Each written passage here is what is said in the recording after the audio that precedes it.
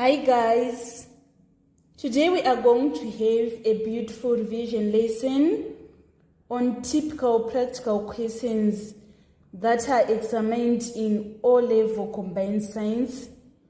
We'll look at deficiency diseases typical question and food taste typical question. This is under biology section. You can benefit from the revision whether you are preparing to sit from combined science paper 3 or biology paper 3. I have extracted the question from ZIMSEC November 2008 combined science paper 3. Let us move straight to the question. Fig 4.1 below shows an adult that is suffering from a certain deficient symptom. We are supposed to name the deficient symptom. It is known as goiter. Let me explain what is goiter. Goiter is a swelling in the neck caused by an enlarged thyroid gland. Thyroid gland is located in front of our neck. It is below voice box. The enlargement of thyroid gland occurs as there is abnormal secretion or inadequate supply of gland. Let us move on to part 2. We are supposed to name the specific nutrient that is absent from the adult's diet. So the specific nutrient that is absent is iodine. Let me explain the nutrient that is absent.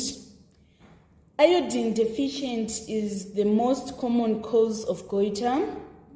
The body needs iodine to produce thyroid hormone. If you do not have enough iodine in your diet, the thyroid gland is going to get larger to try to capture all the iodine it can, so that it can make the right amount of thyroid hormone. Let me explain again. Iodine deficient is the most common cause of goiter. The body needs iodine to produce thyroid hormone.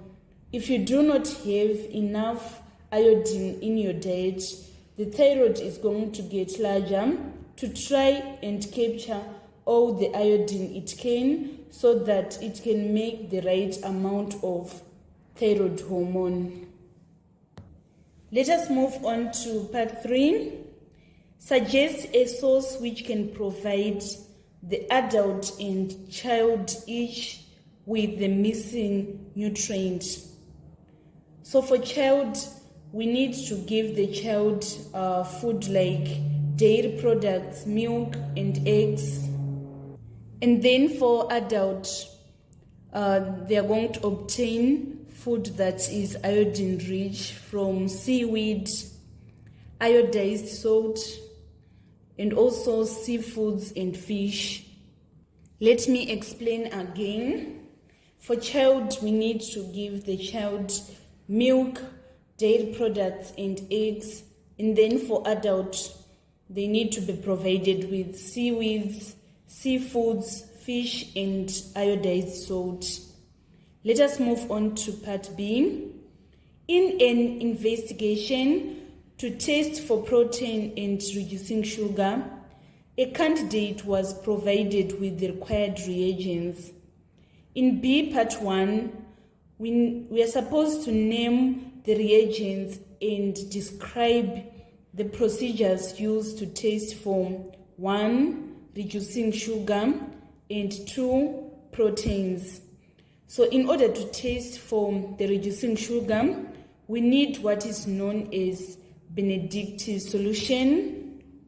First, we need to add few drops of Benedictine solution to about 5 cubic centimeters of dissolved food solution. After adding the few drops of Benedictine solution, the next step is to warm or heat gently in water bath. After that, we need to observe the color changes.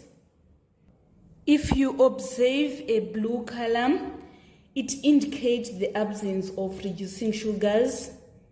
And then if you observe green color, it indicates that there are traces of reducing sugars. And then if you observe an orange color, it shows the moderate amount of reducing sugar is present. And then finally, if you observe a brick red, it shows large amount of reducing sugar being present. So this is the general procedure that is followed when testing for reducing sugar. You add few drops of Benedictine solution to about 5 cubic centimeters of dissolved food solution. You warm or heat gently in water bath and observe the color changes. Next, we want to go on number 2, which is for proteins. In order to test for proteins, we need sodium hydroxide and 1% copper sulfate solution. The procedure that is followed when testing for proteins is the first step. We need to add about 5 cubic centimeters of sodium hydroxide to the food sample. And then after adding sodium hydroxide to the food sample, we also need to add another 5 cubic centimeters of copper sulfate solution and mix. And then we need to observe the color changes after adding sodium hydroxide and copper sulfate solution. Copper sulfate is blue in color, so if you observe a blue color, it shows the absence of proteins. But if you observe a purple or a violet color, it shows that the proteins are present.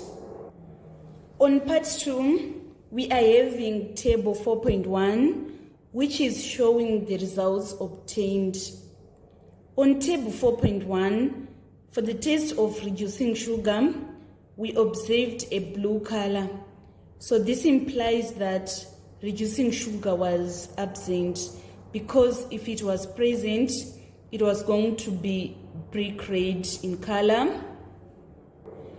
And then in table 4.1, we are having proteins showing a violet color. The test of proteins was positive. It shows that the proteins were present in the food sample. In preparation for your practical exams, make sure you are really understanding the practical that is done in food taste. Whether you are preparing to sit for combined science paper 3 or biology paper 3, you need to know the procedures that are taken when testing food. In June 2023 biology, the first question was on food taste, carrying out 20 marks. You can visit the video I uploaded on food taste, and also June 2019 paper 3 I uploaded to understand how ZIMSEC examine you on the food taste. Also on deficiency diseases, you should know the images of someone who is suffering from kwashiorkor, marasmus, rickets. This marks the end of our tutorial today on typical practical question on food deficiency and food taste. Let's meet again in more practical revision in preparation for your paper 3 exams. This is Eve signing out.